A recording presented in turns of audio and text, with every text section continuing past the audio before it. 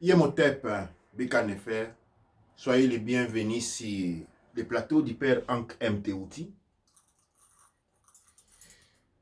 Douane est cher pour vous, pour votre présence de ce soir. Je commence par saluer tous ceux qui ont rejoint le Père Ankh MTouti pendant cette semaine. Et notre nombre ne fait que grandir. Douane est cher à ceux qui ont compris le message et de la plateforme Facebook où nous avons plus de 15 000 membres sont en train de transférer le même nombre au niveau de la plateforme YouTube parce que ce que nous avons 15 000 membres sur YouTube, nous voulons arriver à 15 000 membres nous avons 15 000 membres sur Facebook. Nous voulons arriver à 15 000 membres sur YouTube juste pour permettre un grand travail pour que nous puissions faire les émissions en direct sur YouTube. Nous avons besoin d'aller au-delà des 1000. Douane et cher à ceux qui ont reçu les messages et on fait que nous sommes passés des nombres. Aujourd'hui, nous sommes pratiquement quelque chose comme 900.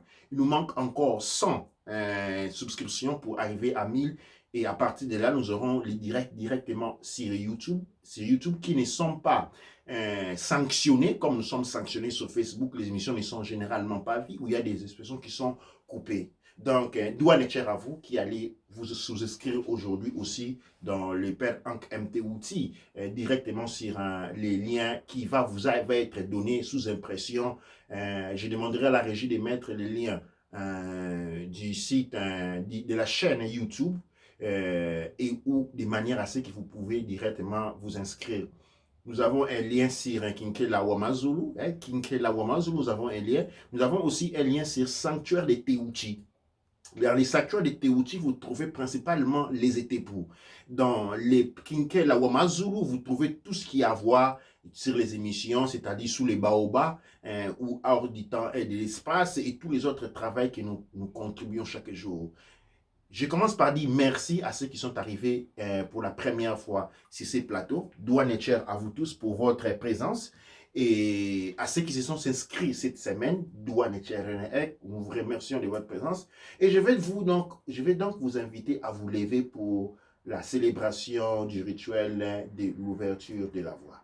L'ouverture de la voie est un rituel très important, comme celui que j'accomplis chaque fois au début de cette émission, qui est le Nemtia Otep, c'est-à-dire la purification avec le feu.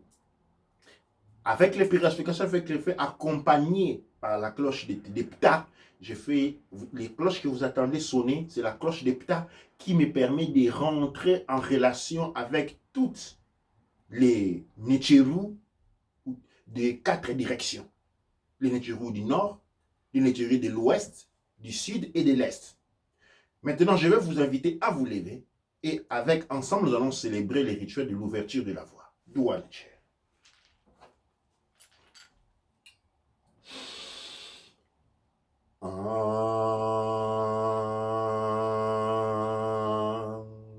Anatrak embek et, nouk embek et. Anatrak api, nouk api, douane cher. Anatrak serket, nouk serket. Anatrak gep sernouf, nouk gep sernouf, douane cher. Anatrak ast, nouk ast. Anatrak amset, nouk amset, douane cher. Anatrak nit, nouk nits. Anatrak domotef, nouk domotef, douane cher. Anatrak nuts, nouk nuts. Anatrak geb, nouk geb, douane cher. Anatrak chou, nouk chou. chou, chou, chou, chou, nook chou. Anachak tefnout, nook tefnout. Tefnout, tefnout, tefnout, tefnout, nook tefnout, douane cher. Anachak pa unteru, nook pa unteru. Anachak umbo unteru, nook umbo unteru, douane cher.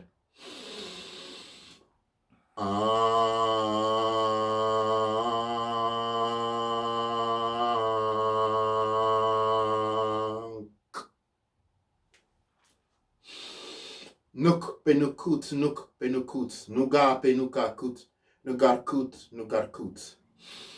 Nuk penukut, nuk penukut, nuga penuka kut, nugar kut, nugar kut. Nuk penukut, nuk penukut, nuga penuka kut, nugar kut, nugar kut. D'où Necher.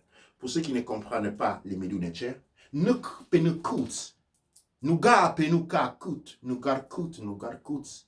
Ne veut rien autre dire que je suis la lumière. Je vis de la lumière. Je vis par la lumière et je deviens la lumière. C'est quoi la lumière? C'est la lumière de la conscience divine. La conscience élevée. Et quand on dit Nuk Penukut, elle est reliée à ce que nous chantons. Manke kono choto kaje nafte dobuna, na na na nafte dobuna. Je ne permettrai pas à ma conscience Nukut de descendre, de tomber bas. Je maintiendrai cette lumière aussi élevée pour que cette lumière devenue un soleil puisse éclairer tout ce qui sont autour de moi. Douaneche. Aujourd'hui, nous allons présenter, comme toujours avec vous, nous avons commencé une manière particulière de présenter notre émission. Et je vais donc apporter ensemble sur ce tableau un élément que vous connaissez déjà.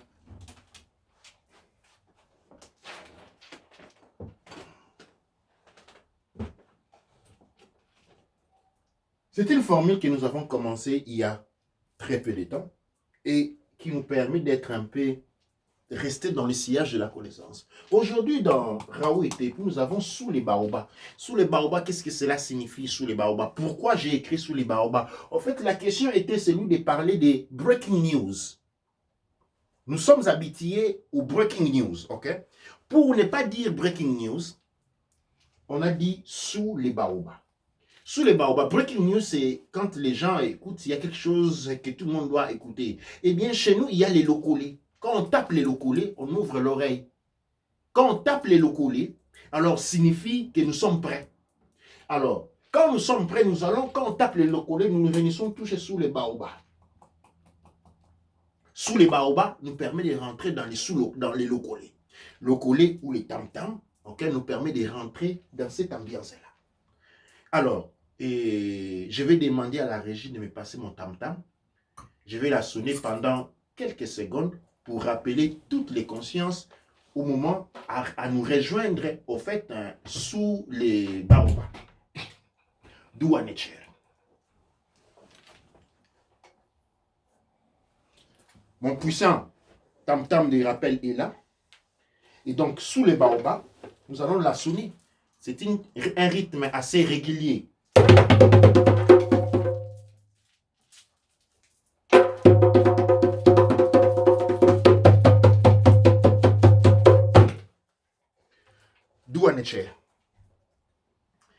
Aujourd'hui, nous allons parler de quoi? Eh bien, dans les Raoult et Tepou, nous allons affronter quelque chose que nous avons commencé à affronter pendant cette semaine. Eh bien, les Wuhan 400, les Gorky 400, les Covid-19 que nous avons connus sous l'émergence du coronavirus. À la régie, nous allons avoir plusieurs informations qui sont en train de venir de la régie. Je vous en prie, tous qui ont les informations autour du coronavirus, vous pouvez directement nous les communiquer sur un WhatsApp, écrire les informations. Ce qui nous intéresse aujourd'hui, ce que nous allons vraiment parler aujourd'hui, ce n'est pas la problématique du coronavirus en soi pour soi, parce que nous sommes déjà rentrés dans cette thématique. Ce que nous voulons savoir, c'est pour le peuple Kouch Kamit Congo, le peuple mélanoderme. Avons-nous des nouvelles autour du peuple mélanoderme. Nous avons un vidéo qui a été démenti par 3 professeurs africains, couche africains, et concernant un Africain un mélanoderme, qui aurait été contaminé en Chine et qui avait été guéri, pour dire que la mélanine était un déterrant contre le coronavirus. Ce cas a été démenti par 3 brillants professeurs et c'est une information qui a circulé beaucoup, que vous avez sûrement dit, pour dire que ce n'est pas le cas. Donc, nous avons une fausse, mais jusqu'à là, nous n'avons pas encore de dates des infections. Nous savons que le coronavirus, nous allons le voir plus loin avec le cas Jedef Raotep. Nous savons que le coronavirus a à peine mis ses pas sur le territoire, sur l'Afrique, sur Kama. Mais ce qui est important, nous allons essayer de rentrer la question que nous allons nous poser et les informations que nous voulons avoir de vous et quelle est la situation des mélanodèmes vivant en Occident. Avons-nous déjà une historique de contamination parmi nous? Nous n'en avons pas. Parce que les Asiatiques s'occupent des Asiatiques, les Occidentaux s'occupent des Occidentaux, il est bien que nous commençons à nous occuper, prendre soin de nous-mêmes. Alors, nous allons tout de suite passer vous voyez, ici, nous avons parlé des Wuhan 400, des Gorky 400 et des Covid-19. Nous allons tout de suite rentrer pour essayer de comprendre quelles sont les différences, comme je dis dans Sous les baobabs. Eh bien, nous avons une histoire, un livre qui a été écrit, il y a 40 ans, si je ne me trompe pas, qui parlait de ces virus. L'histoire de ces virus est ce qu'on appelait l'histoire du Wuhan 400. Wuhan 400 ici signifie la 400e étape d'évolution du virus Wuhan, qui a été produit autour de la cité de Wuhan et qui a connu une expansion, sa première expansion aux États-Unis. J'espère que vous voyez bien là. La fois, vous êtes lamenté que ce n'était pas très visible. Je crois que pour cette fois-ci, il est assez visible. C'est-à-dire qu'il y a le Wuhan qui, lui, a été développé en Chine en utilisant c'est l'histoire d'un livre, d'un livre important qui n'est pas un roman, mais plutôt quelqu'un qui a connu un accident et il a fait certaines expériences out of body, c'est-à-dire des expériences hors du corps. Et ces expériences faites hors du corps sont devenues un livre, un best-seller entre l'autre. Dans ce livre, il écrit l'expérimentation de Wuhan 400 qui, lui, qui a été fait dans le laboratoire chinois à côté de Wuhan, qui était en train de trouver une arme. Cette arme représentait une arme coloniale. Pourquoi? Tout simplement, dans les défis de la colonisation, il y a plusieurs variables. Les variables sont que dans la colonisation, dans un premier temps, il faut combattre. Il faut combattre. Parce que ceux qu'on va coloniser ne se laissent pas faire facilement, ils doivent combattre. Donc, il y a des pertes. Après, il faut régir l'endroit, c'est plusieurs dépenses. Le Wuhan 400 a été développé comme une arme bactériologique, c'est-à-dire il avait une capacité d'immortalité à 100%, ok? Et cependant, ce virus ne pouvait pas survivre tout seul à l'extérieur. C'est-à-dire, une fois l'hoste tué, les virus meurent aussi. C'est une question de ce que nous pouvons appeler un genre de terrorisme bactériologique et nous parlerons des kamikazes, c'est-à-dire les virus en ce moment, le virus, le Wuhan 400 est un bactérie kamikaze, c'est-à-dire il va accomplir une mission et il meurt aussi. Ce qui fait que, toujours dans le terme du livre, la Chine, de cette manière, épargne des dépenses en termes d'assainissement, en termes de décontamination. C'est-à-dire, on va sur le territoire, on s'introduit, on infecte les gens, ils meurent, on brûle les corps, on enterre, il n'y a pas de contamination, on est sur le terrain tout de suite. Et dans cette histoire, le virus va s'échapper aux États-Unis. Parce que d'une certaine manière, des jeunes gens vont venir en contact avec quelqu'un qui avait été contaminé et cette contamination va sortir aux États-Unis. Ici, de Wuhan, nous avons ce qu'on appelle les Gorky 400. La différence entre les Wuhan et Gorky 400, il n'y a que les Wuhan et Gorky.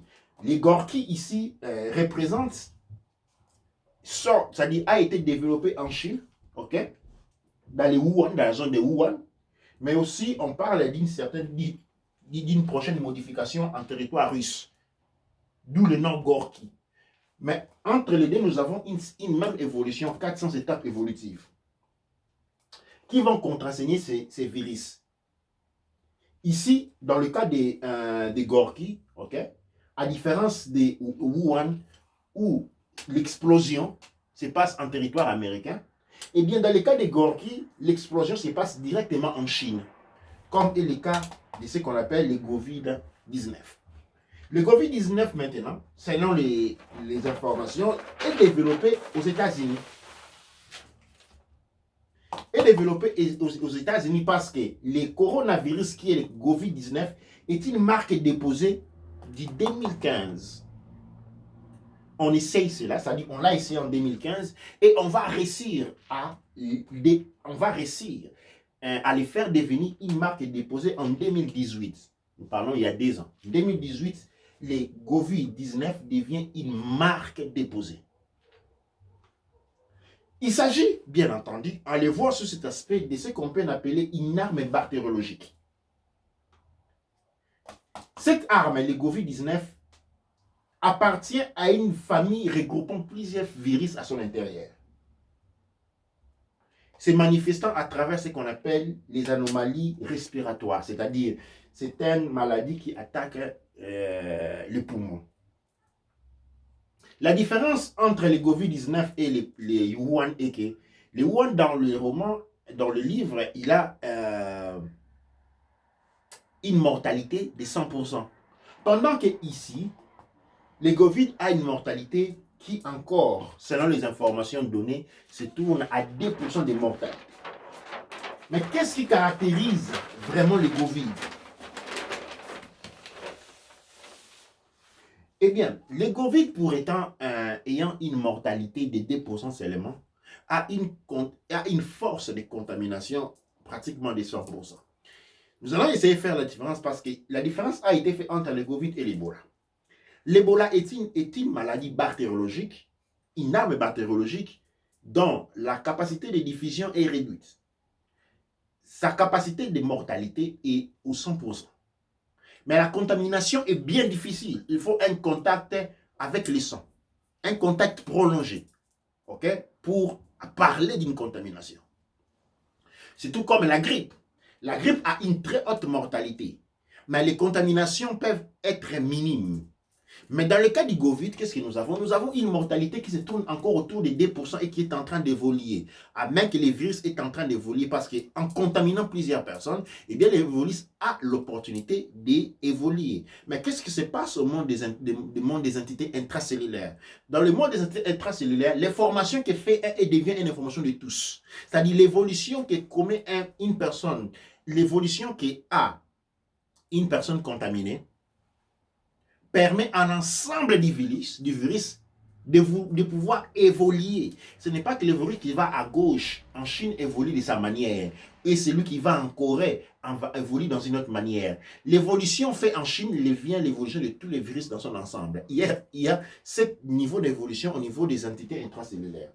Eh bien, ici, nous allons essayer de voir la carte de la diffusion anormale dans le monde. Ici, on est en train de parler d'une diffusion anormale dans le monde. Ça, c'est un examen que nous faisons, nous, dans le père en MTOT. Pourquoi les virus déchaînent à la Chine? OK? À la Chine. De la Chine, et en partant, c'est parti, je vais passer la parole au Caneb nous donner un peu les chiffres actuels. En partant de la Chine, OK, les virus quittent la Chine et sautent pour se trouver directement en Italie, en passant entre les États-Unis, parce qu'entre l'Italie et la Chine, il n'y a pas de vol direct.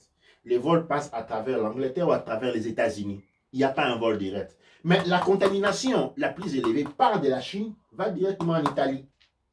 Et de la Chine, nous avons aussi une contamination directe avec l'Iran. C'est-à-dire tous les pays qui se trouvent entre la Chine et l'Iran ne figurent pas dans la carte de contamination. Tous les pays qui sont entre la Chine et l'Italie ne figurent pas. Ici, nous avons une contamination absurde et nous avons une contamination. Après cela, nous avons une expansion vers la France. Okay? Et on parle aujourd'hui de la Belgique, de la Grèce, de l'Espagne, de l'Australie, okay? De la Corée du Sud. Nous avons le Japon et le Pakistan. Chacun de ces pays est en train de prendre des mesures catégoriques. C'est-à-dire, le Japon a dit, après, je pense que dès la semaine prochaine, les écoles seront fermées au Japon. Ok?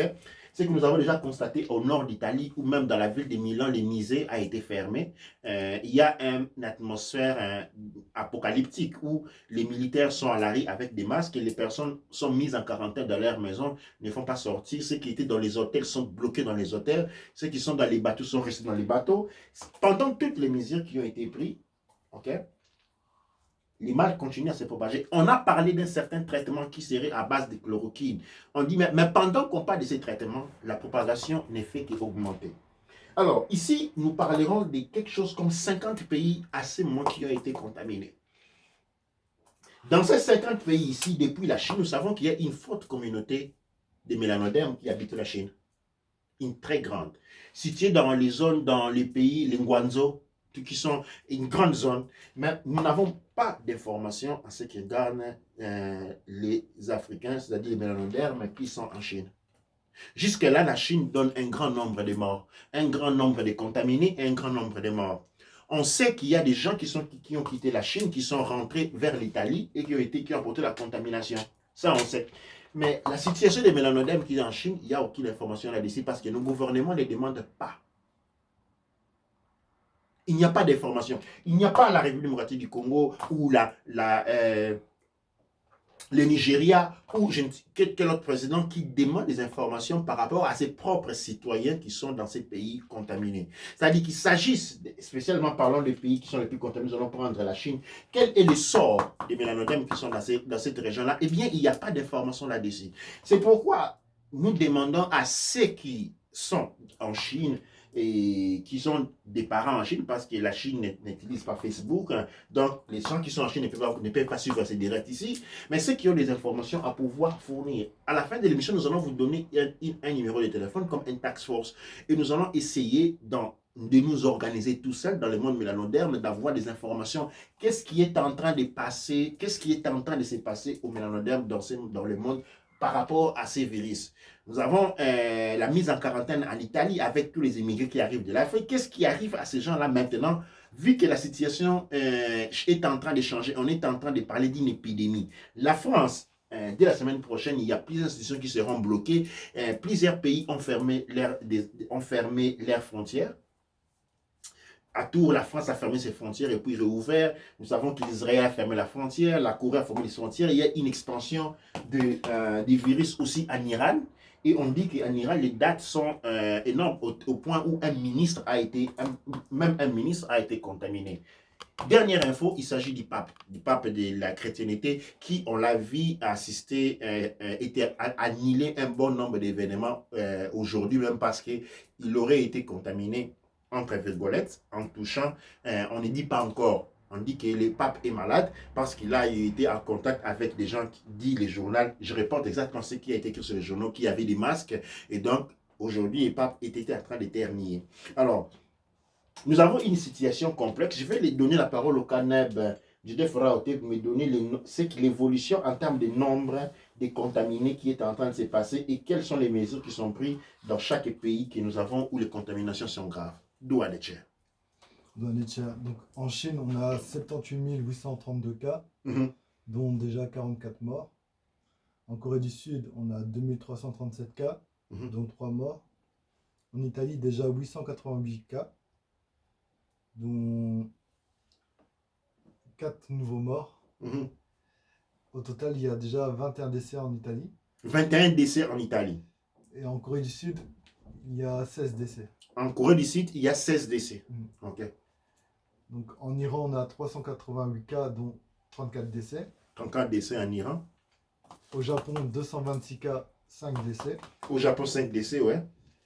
Aux États-Unis, on a 60 cas. 60 cas, finalement, aux États-Unis, ouais. On a 6 cas qui ont été soignés. 6 cas soignés aux États-Unis. Et un cas grave. En France, on a 57 cas, dont 2 morts déjà. En Espagne, on a 33 cas. En Australie, 24. Au Royaume-Uni, 19 cas. En Suisse, 15 cas.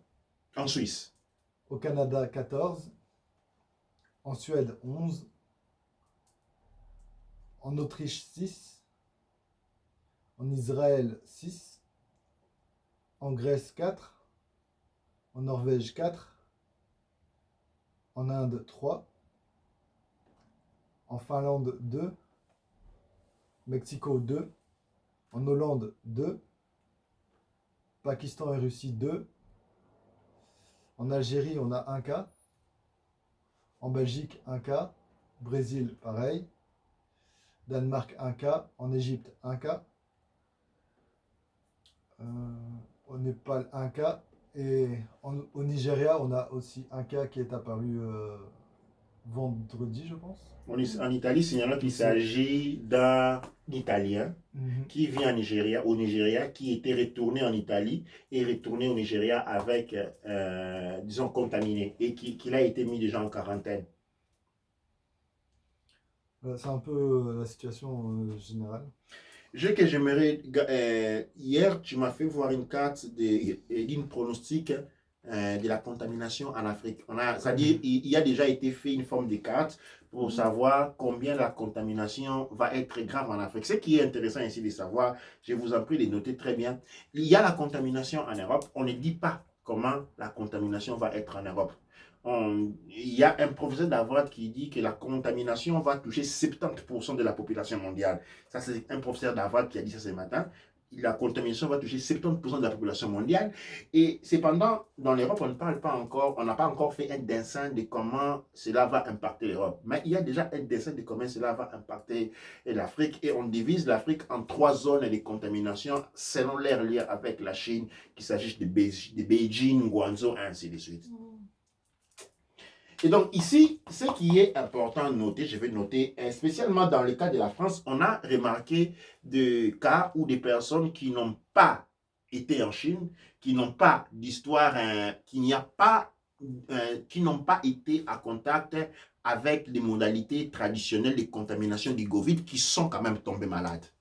C'est-à-dire, ça c'est un grand point d'interrogation qui se pose aujourd'hui, c'est-à-dire, et cela crée une piste de pourquoi les contaminations semblent être sélectives, c'est-à-dire c'est comme si l'on s'est trouvé devant un virus sélectif, ce que nous avons appelé un virus smart. Aujourd'hui, on est en train de parler de tout smart, technologie smart, intelligence smart. Aujourd'hui, on a comme si quelque chose qui est smart, qui a une capacité sélective, c'est-à-dire on a la Chine, l'Italie et l'Iran qui explosent toujours. Les virus sautent, ils s'éteignent dans certains territoires pour s'exprimer dans d'autres. Et c'est nanotechnologie. On parle ici aussi de la nanotechnologie, c'est-à-dire des bactéries qui ont été programmées selon une programmation de la nanotechnologie. On se pose la question pourquoi dans plusieurs zones, par exemple, il y a l'Italie qui explose. Okay? C'est comme si l'Italie est le seul moyen d'aller entre la Chine. Or, de la France, on peut aller en Chine. La Belgique, on peut aller en transitant à travers les États-Unis. À partir de l'Espagne, on parle des Italiens retournant de la Chine, ok, qui ont été contaminés. Et puis on dit ceux qui contaminent l'Italie viennent de la France, de la Belgique, viennent de l'Italie. Mais il y a des Français qui vont en Chine aussi. Et toutes ces relations ne sont plus, c'est-à-dire il y a ici quelque chose de louche. Quelque chose de louche qui est quand même en train de se passer, que j'espère que vous avez pris note aussi de cela. Alors, et nous n'allons pas rester... Je vais lire un peu quelques commentaires. Il y a Sosoakin qui dit virus volatile. On a Aquagnon qui dit OTEP. Et voilà. Donc, il y a un commentaire qui disait un livre d'horreur de 1981 de l'écrivain Dean Koontz, donc c'est que tu as parlé. Il prédit le coronavirus prévenant du district de Wuhan aux États-Unis. Le nom du livre, c'était The Eye of Darkness. Ouais, The Eye of Darkness. Et la seule différence, c'était que dans son histoire, le virus, il était fabriqué à Wuhan, dans la province, là où c'est sorti. Et puis le virus, il a eu 40 échelles de progression. Et donc, le scientifique, c'était le même nom du scientifique et le scientifique qui a parlé du coronavirus aujourd'hui. Et c'est lui qui a emmené le virus en Amérique pour travailler et pour se propager. Maintenant, la propagation du virus était en Amérique. C'est comme ça que le virus s'était développé jusqu'à arriver à 100% de mortalité pour ceux qui étaient atteints du virus. Mais le virus qu'on voit aujourd'hui, c'est une phase du virus différente qui a évolué, qui a changé. Et puis il y a Tiamomomo qui dit qu'il se peut qu'il y ait un film qui en parle aussi, qui parlait aussi d'un virus similaire au virus Corona en Chine encore. Et ça c'est un film, dès qu'elle trouve le nom du film, elle va nous le donner. Et cela aura un impact sur l'économie mondiale car les voyages sont annulés et ça affecte les activités aussi. Absolument, ça affecte les activités. La Chine, dans juste la première période de l'année, a perdu les 95% de ses ventes automobilistiques. Les pays reliés à la Chine, comme l'Iran, qui souffrait déjà de fortes sanctions économiques américaines, a vu son programme nucléaire remis en question parce qu'il n'y a plus de manière de faire des transactions. Les aéroports de plusieurs pays sont bloqués. Plusieurs aéroports sont bloqués. Et à partir de lundi, la semaine prochaine, nous allons assister à beaucoup plus. Les événements publics en France ont été annulés. C'est-à-dire nous sommes vraiment en train d'assister à une vraie pendaison. Alors, au niveau de l'Afrique, l'Australie est touchée. Au niveau de l'Afrique, nous avons signalé un cas au Maroc. Nous avons au Nigeria. On a aussi cité l'Égypte comme cas. Alors, et en voyant sur notre map, carte du jour, la question qui se pose ici est les Africains et la contamination. Nous n'avons pas, et nous sommes rentrés dans cette habitude où nous ne prenons même pas soin de nous. Nous attendons toujours que les autres prennent soin de nous. Et moi, j'ai grandi en Italie. Et dès que, je me souviens, les informations en Italie étaient que dès qu'il y a un avion qui tombe, n'importe où dans le monde, tout va savoir une seule chose. Y avait-il des Italiens dedans? Et je me souviens des fois, avec ces informations-là, on dit, ah, il y a 500 personnes qui sont mortes, il n'y a pas un seul Italien. Et tout le monde faisait, ouf. Ah, il y a tel nombre de morts quelque part, il y a des Italiens. Quelque chose qui était très important pour les Italiens, c'était les Italiens. Et je pense que c'est un peu la même pour tout le monde. Mais nous, par contre, dans le monde des mélanodermes, nous ne prenons pas soin de nous-mêmes. Ça ne nous intéresse pas combien d'entre nous sont morts. Ça ne nous intéresse pas combien d'entre nous sont en prison. Tout ce qui nous intéresse, c'est cotiser l'argent pour enterrer quelqu'un. Une fois qu'on a cotisé l'argent pour enterrer pour quelqu'un, c'est fini. On s'en fout complètement. Quand les gens sont malades, on s'en fout. Tout ce qui nous intéresse, c'est l'enterrement.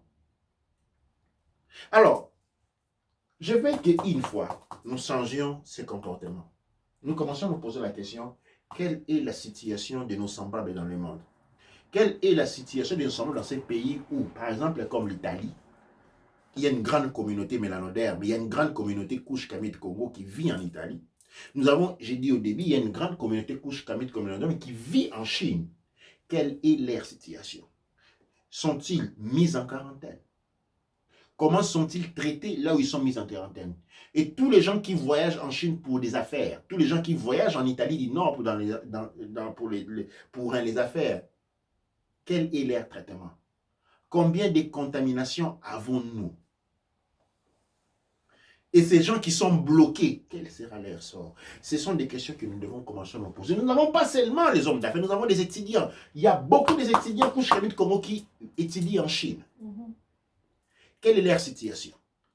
Ont-ils été mis en quarantaine? Combien d'eux sont présents dans les zones qui sont mis en quarantaine? Eh bien, ce sont des informations que nous cherchons. Et tout et chacun de nous qui a des informations sur ça, je vous en prie de nous envoyer. Nous allons à la fin de notre numéro. Ne nous envoyez pas des informations spéculatives sur une chloroquine qui guérit, des choses pareilles qu'on voit généralement se distribuer. Non, nous voulons des informations à caractère éditif, c'est-à-dire combien de nos connaissionnaires, combien de mélanodermes sont dans ce pays, combien de mélanodermes sont affectés, quelles sont les personnes qui sont affectées et essayons de nous organiser. Si nous ne nous organiserons pas, de cette crise, nous serons ceux qui seront les plus tapés. Parce qu'en fait, notre capacité organisative, notre capacité de prendre soin des uns et des autres est complètement réduite au néant. Et ça, c'est une question qui est très importante. Oui, Douanetia. Douanetia, par rapport au, quand tu dis les Africains vivant à l'étranger, ce soit Kendi, ils les prendront comme cobayes. Oui, ça, c'est les risques que nous suivons. Nous savons que le Wuhan 400 a été développé en Chine en utilisant les prisonniers politiques comme cobayes. Et nous savons que c'est une arme d'évasion coloniale. Et nous avons présent les investissements chinois en Afrique. Et nous voyons tous que les Chinois qui investissent en Afrique vivent avec ses propres travailleurs. Une partie de la Chine est invivable aujourd'hui comme aujourd'hui. Ça, je l'ai déjà signalé. Une partie de la Chine a besoin d'acheter des bouteilles d'oxygène parce que l'air est devenu irrespirable. La Chine se trouve devant un grand pression, c'est-à-dire, il doit réduire sa propre population qui est énorme. Il doit trouver de nouvelles terres, où il vient en Afrique, où il va sur Mars. Mars, ça coûte cher. cher. L'Afrique, c'est mieux. Okay? Et nous devons réfléchir par rapport à ça. Nous devons apprendre à réfléchir. Et nous devons sortir de cette thématique-là où nous ne contribuons pas. Je suis désolé de dire ce que je vais dire maintenant. Il y a Sarkozy qui a dit, le président français Sarkozy a dit que les Africains n'ont pas contribué au développement du monde. Et tout le monde s'étonne, tout le monde s'écrie. Mais je vais vous rappeler une chose, il faut comprendre son point de vue. Je sais que c'est un grand raciste. Mais dans ce que dit un raciste, il n'y a pas toujours des mensonges. Il y a des fois un fond de vérité. Nos délégations qui vont dans l'ONU, chaque fois que nous avons une délégation africaine à l'ONU, on est là pour demander. On ne fait que demander. Et dès qu'on voit dans l'ONU des délégations africaines, on a affaire avec... On sait qu'on commence toujours à nous traiter des mendiants. Et on attend toujours qu'ils décident entre les choses importantes. OK? Et après, on vous fait venir, de toute façon, vous êtes là pour venir pour demander à donner-nous, hein, donnez-nous, hein, et donnez-nous, on dit à Lingala, Pesanga, Sombelanga, Kabelanga. Et c'est cette mentalité que nous portons partout. Nous ne contribuons pas du point de vue de l'humanité. Quand on nous porte, on nous appelle à table. Dès que nous arrivons, nous commençons à demander. Ah, donnez-nous ça, pas de respectabilité. Essayons et commençons à prendre soin de nous. Commençons à nous comporter, à porter une contribution, c'est-à-dire, prenons soin de nos propres personnes. Ouais, Douane Tchè. Douane Tchè, pour lire plus de commentaires. Ouais. Il y a Aquagnon qui dit ces grandes puissances n'ont plus rien à prouver, donc il faut inventer des choses pas possibles pour se faire voir. Soyons prudents. Oui, la prudence. Et plus haut aussi, il dit que, voilà, je l'avais même prédit au début de cette année qu'il y aura une âme biologique, et voilà. Douane Tchè. Nous arrivons ici, et point ici, nous devons prendre conscience de ça. Les Africains, la contamination.